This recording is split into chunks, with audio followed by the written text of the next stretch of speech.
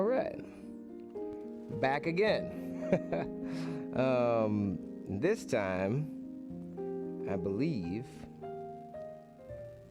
everything's right.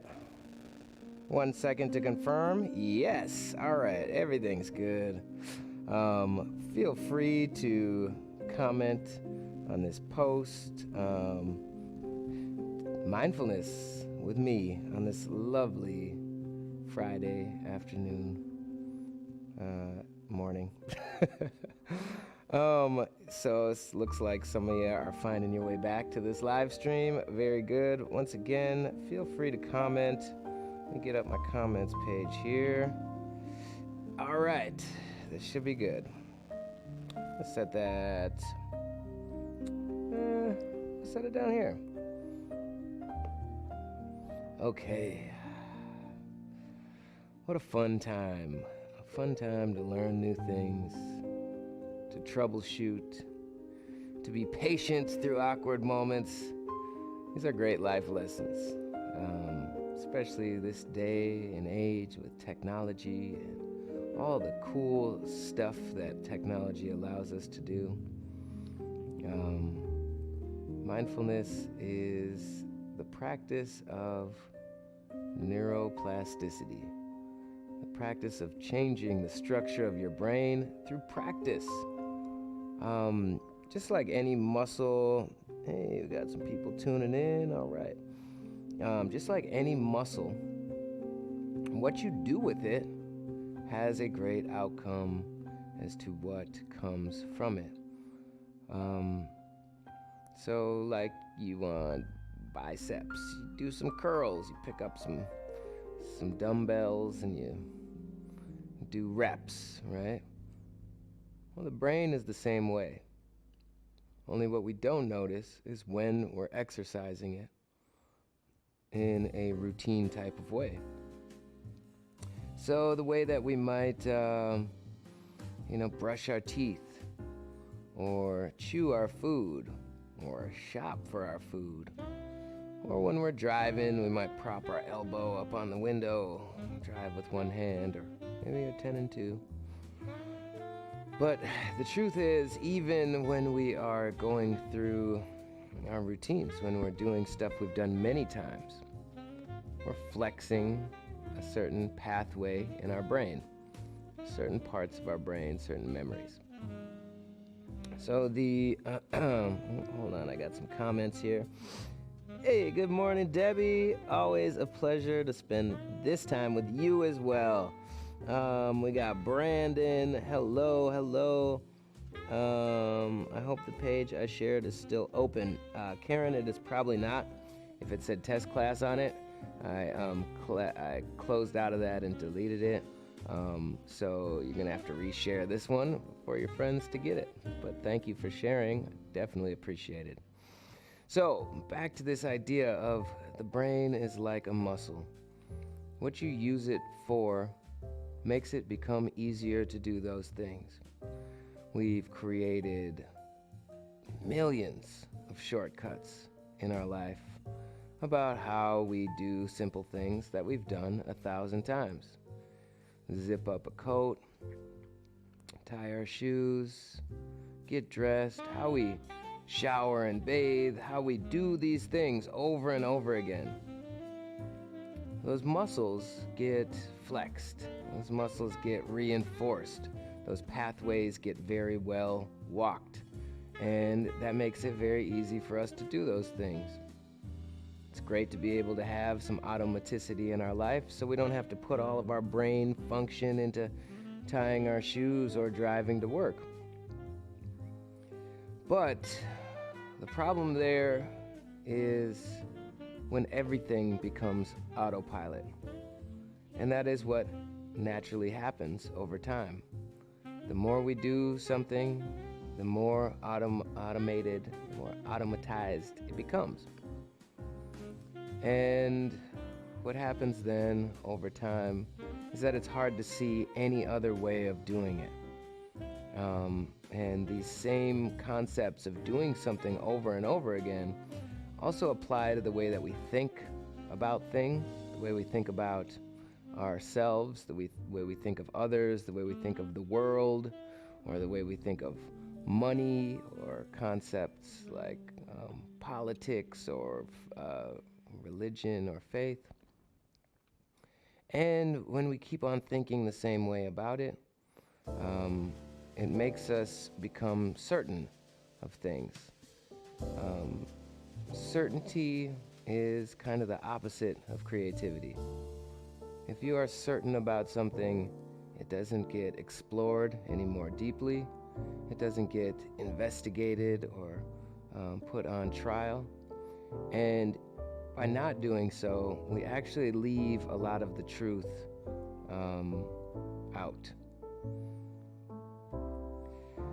So this practice of meditation, the way I see it, or the way that the lineage that I was trained in comes from yoga. And yoga means to unite. It means to put together. Very simply, when I said so much of our life is a shortcut, and so much truth is actually left out. Union would mean including more of the stuff that we are unconsciously ignoring. Possibilities, opportunities, and even our own half-truths or not full truths that exist somewhere in our beliefs. Hey, good morning, Cindy. So, what does it mean to leave out the truth? Well, the truth is a very subjective thing at certain times, depending on what the topic is. But without exploring more deeply, without allowing in more information, our pathway of the truth gets smaller and smaller and excludes more and more of the truth. So union or yoga is about not excluding anything. It's about letting all your thoughts, all your feelings get their time. And when we're able to include all parts of ourselves, then nothing is blocked out, nothing is restricted or suppressed. And we become a more whole and fulfilled version of ourselves. These shortcuts that our brain creates, they're there to basically make our lives easier. So if something is challenging or difficult or stressful, it normally steers us away from that. We have an aversion to challenging things. So if we have a challenging feeling or memory or thought or belief, we usually just ignore it. We distract ourselves with external pleasures, foods, or different types of relationships, or social media, any of these dopamine addictions that we have.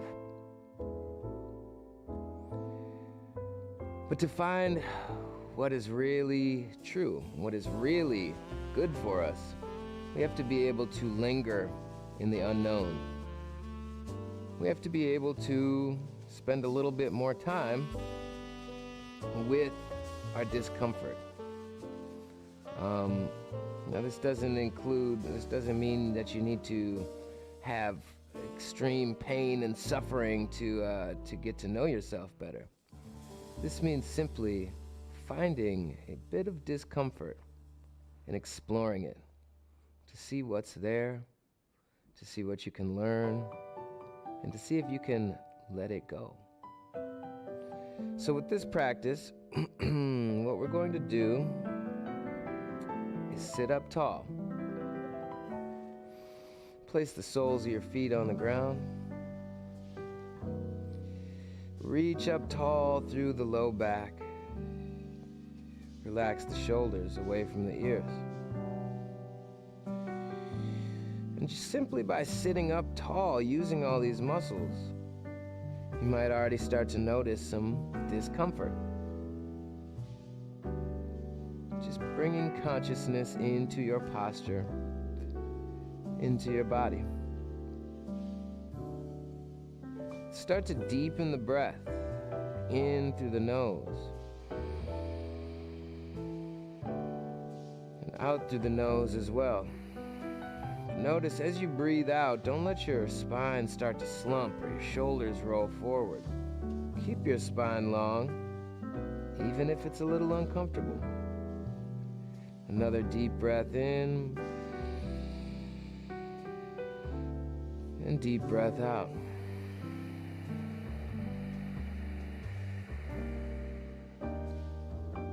Keep going nice and smoothly with the breath. And by uniting everything, we observe where our body is stiff, where it's tense, where our posture has been avoiding discomfort, where the size of our breath has been avoiding discomfort. Now let the mind be still. Let it be focused on the breath. In comes the breath, expanding. Out goes the breath, releasing and relieving. If you notice the sound of my breath, it has that slight constriction in the back of the throat to create a whooshing, this give and take.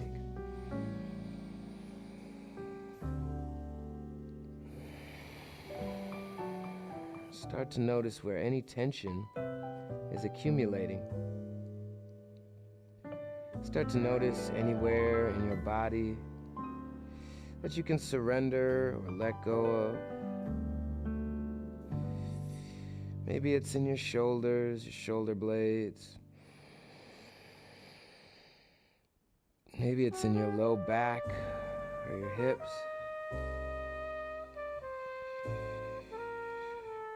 Every time you exhale and keep that spine long, you're letting go of tension, of discomfort. And anytime you find yourself slumping, that is just your natural tendency to avoid discomfort.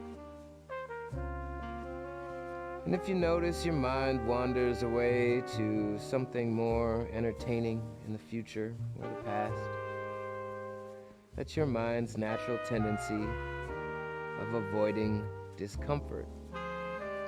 Because in the stillness, that's where we notice where we've been neglecting our body or neglecting certain areas of our life. So notice with every breath what comes up in the mind. Where does the mind wander to? And without venturing down that rabbit hole, without chasing that thought around, just notice it and bring your attention back to the breath. This ability to remain in the present, in the here and now, is rewiring our brain. It is allowing us to remain present where our power exists. Even if we've flexed the muscles so many times to depart from the here and now, to plan for the near future, or to dwell on the past for whatever habitual reason. Every time you come back to the here and now, that's another rep. You're getting stronger at being present. Keep breathing. Check in on your spine, your shoulders, and the size of your breath. Allow your breath to expand down into your belly, to expand the ribs vertically. Allow every breath to wash over you like a wave.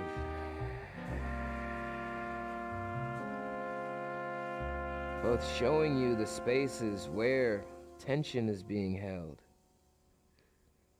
and leaving, bringing some of that tension along with us. every breath. Another wave.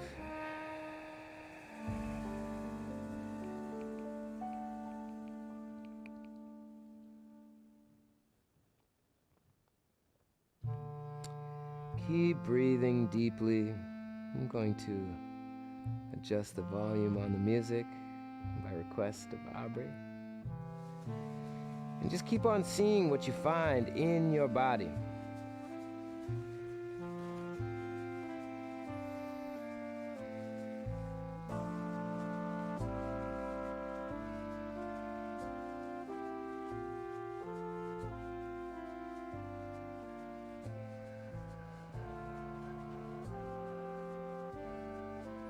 Turn up the sound of the breath.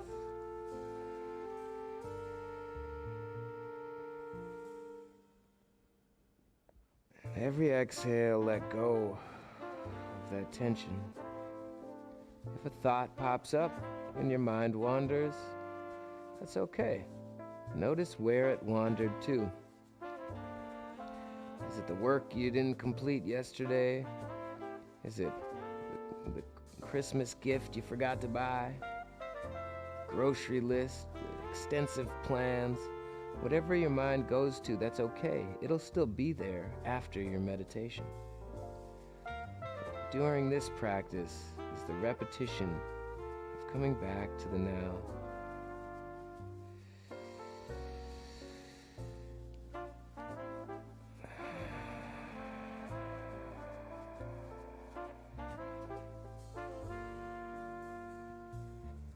We'll scan the body for these subtle areas where tension naturally starts to melt away. Because the breath is medicine.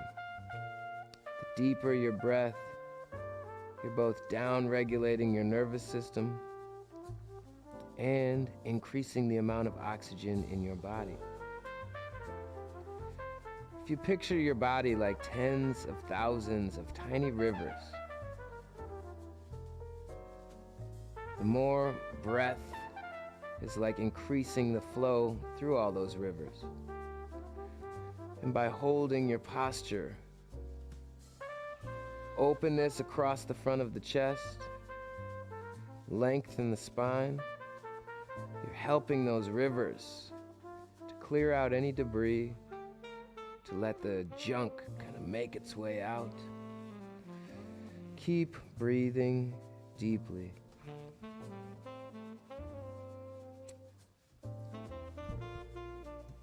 Glad the volume's better for you, Aubrey. You're very welcome. Just take a few more breaths here, noticing what are the main distractions for you. Is it your body? Is it discomfort? The low back, the shoulders? Is it a busy mind that doesn't want to remain present and darts off as soon as you bring it back? As we start to identify these inhibitors, these obstacles, these hurdles toward being present, we learn more about ourselves. Because when we're not paying attention, if we are unaware of what our mind is doing, it is going to the same places again and again throughout the day. Thoughts that make us feel a certain way, things that reaffirm our beliefs, whether they're entirely true or not, and ultimately become less and less fulfilling. Remember that in life, creation is happening all the time. We are creating our experience. And if you're not aware, if you're not in that driver's seat, in the role of creating your experience, then you are just on autopilot, going through the motions of life, showing up to see what you find, not bringing anything intentionally, just going through the motions. Now, this is a great evolutionary step of our mind to be able to do this. But as we know, over time, we don't want to be on autopilot. We want to remember that we have choices, that we have possibilities, that we can bring whatever emotion, whatever experience we want into this world. But it's not going to happen by accident. Our autopilot has taken over. It is on 90-something% of the day, depending on your age. So to reclaim your power, to reclaim your life, it starts with simple practices of checking in. Instead of directing our attention outward, to the future or to the past, we direct that attention inward. Only in the here and now can we do that. Let's take just a few more breaths. Grateful for our body. Grateful for this moment of safety, of peace, of opportunity. Remember that everything you're looking for is inside. If you've experienced anything, any circumstance before, then it's somewhere in your mind. And if you never have, you are capable of creating it somewhere in your mind. If you're able to be intentional about how you're showing up today, it takes a little imagination. So imagine yourself moving into your day, who you're going to encounter, what tasks you're going to do, and intentionally how you're going to feel about it. The more clear you get about your intention for your day, the more powerful you become in creating it. Otherwise, autopilot will do what it always does and turn today into a very similar version of yesterday and the day before.